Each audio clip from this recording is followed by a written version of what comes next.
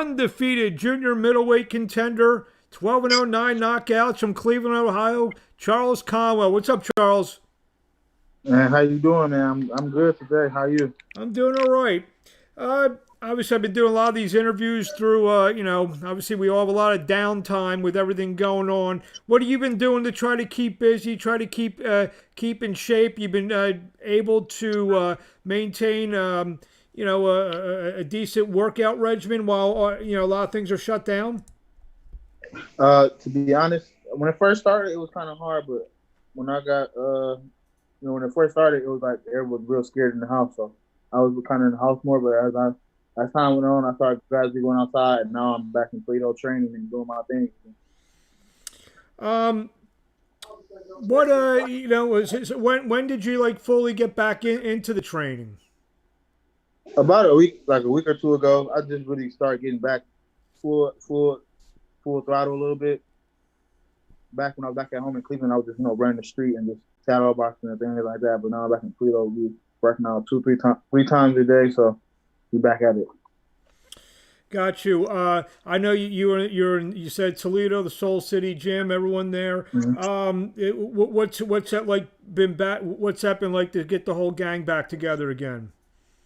Like it's like back to regular, to be honest. Like the quarantine never even happened to me, to be honest. But it's less people in the gym because you don't want anybody to walk in the gym because the quarantine's not all the way over yet. But Hmm.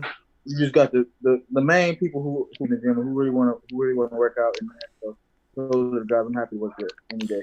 I've been asking a lot of fighters, especially, I think because of all the lost time, fights might come a little bit quicker than, you don't know if you can get the whole full 8, 10 week camp that you're normal, because, they may, an opportunity may pop up. Is that something that you're ready for a shorter than maybe normal notice? Yeah, that's why I'm here now. So when the time do come, I'm already in the gym. That's why I'm here in Toledo now. I'm ready now. So when the call do come, I'm ready. You have been on a nice roll. You're starting to get recognition now, ranked, I believe, number 11 by the IBF. You got that USBA title. Um, in a perfect world, when are we going to see Charles Conwell be mentioned with the Charlos and the Rosarios, the J Rocks of the division? How many fights away do you think you are? I feel like I'm about to fight for a world title, and I'm there about 4 fights away. 4 fights away, I think. So get some quality guys under my belt, some more known guys under my belt, and I'll be about 4 or 5 fights away, and I for sure should be in that. I should sure be in that top talk. Just at 22 years old, 12-0, you've really climbed up the ladder quick. I mean, most fans have seen you fight. You've been fighting the zone. I know you're on Showbox, and I believe you were possibly scheduled to fight on Showbox again if before everything broke down. Is that the type of fight that you feel you'll come back to, a Showbox type of fight? Oh yeah, for sure, man. I want to come out and get the exposure that I deserve. So I want to have right back on TV doing those 10, 12 round fights to get get it down. So when the world title shot do come, I'll be ready. You have a great promoter, Lou DeBella Entertainment. Talk about being under Lou's a great boxing guy for many years. It's good. You got Lou's well connected, man. He gets you the good fights you need to put you in the right position to get to those titles. So I'm just happy to work with those type of people and people who can push me towards the world title and give me there and give me the right experience and the right fights to put me in position for that type of stuff. Included in those people, you have a tremendous management group, if I must say so myself.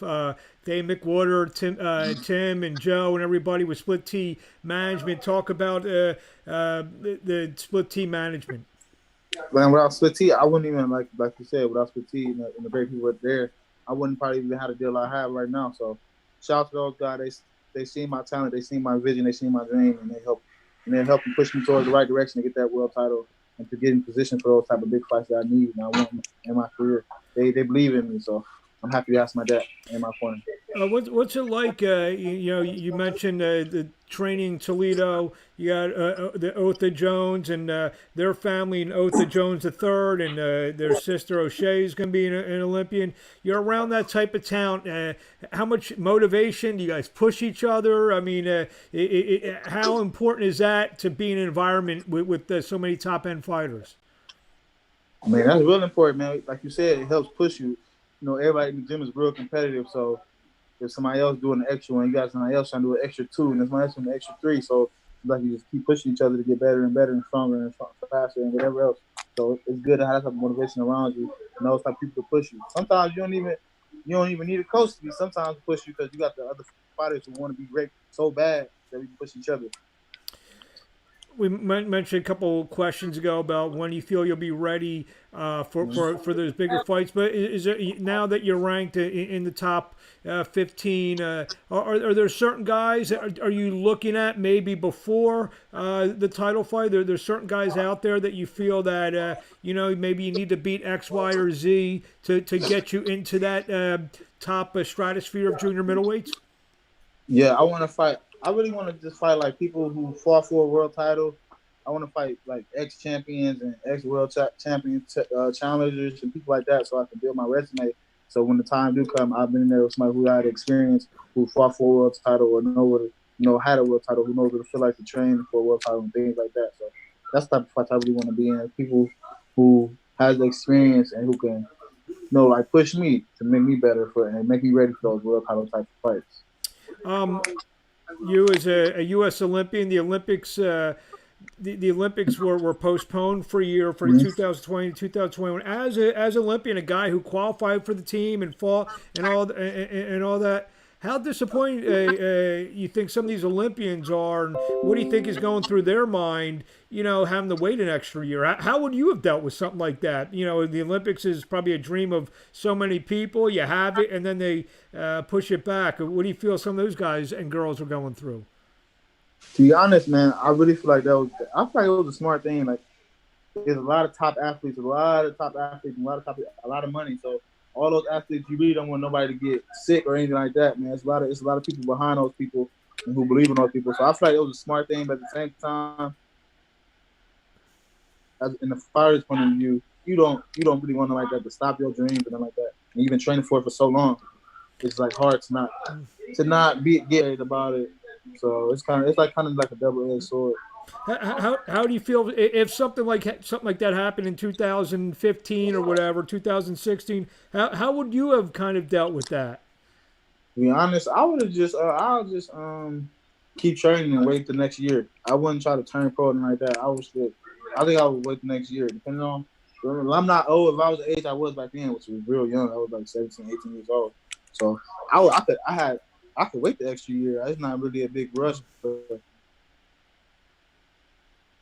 only thing in that time is just get better and learn and just get better. Like I said, get better and keep working hard and just keep working. So when the time do come, you're ready. You didn't really gave it a whole another extra year to develop and get better. So you should be more ready, more focused. Do you still keep up and is it important to you to see how some of your Olympic teammates are faring as pros? You guys, you have a brother and sisterhood for the rest of your lives with these groups. I mean, you guys talk to each other a lot about what's going on as pros. I talk to them on social media. I really don't like call them on the phone or anything like that. But I talk to them on social media, watch all their fights. Like like a lot of people became world champions in 2016 already. So I'm just watching them like, dang, they really did. Like, I was just really training with them. They really did it. So now it's like, it's my turn. It's like it all comes in a full circle. It's my turn to get up there and do my thing and perform. And they watch me and be like, dang, okay, we all did it. We all pushed each other.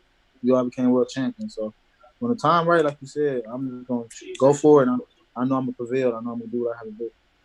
I know you fought.